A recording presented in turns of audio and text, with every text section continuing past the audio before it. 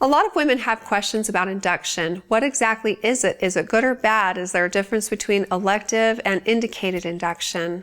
And when do you qualify for elective induction? Let's start with spontaneous labor first.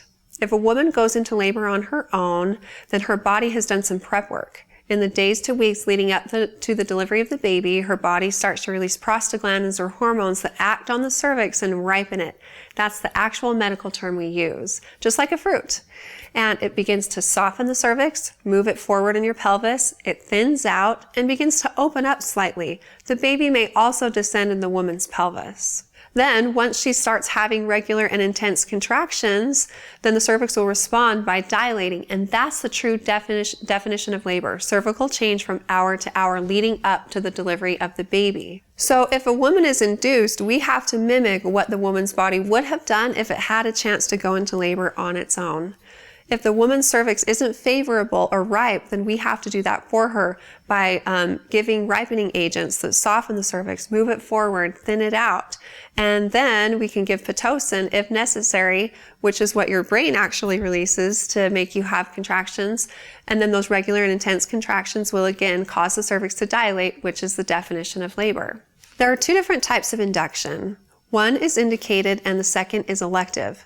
If a doctor determines that either for the mother's or the baby's well-being the pregnancy needs to end, that's indicated. And a couple of examples include preeclampsia, 41 weeks gestation, or the baby's not growing like they should inside the mother. Now, elective inductions are done for convenience, basically. Dads can get work off, you can get babysitters for your older children. You have an ultimate due date, you know that you don't have to go past a certain date. And when you come into the hospital, we mimic what your body would have done if it went into labor on its own by giving you Pitocin through the IV. It causes you to have regular and intense contractions, which again, make your cervix dilate and you have a baby. The complications and risks are minimal, and of course the benefits are great because it's very convenient. When it comes to determining who's a good candidate for elective induction, the doctor will consider a lot of different factors. Some of the most important ones are the woman's gestational age, which baby it is for her, and what her cervix has already done. Basically, has your body already done some of the prep work?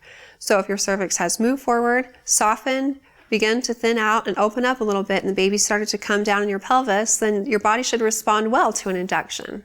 If you have more specific questions about induction, whether it be elective or indicated, talk with your OB provider and they'll be able to give you tailored information and advice for you.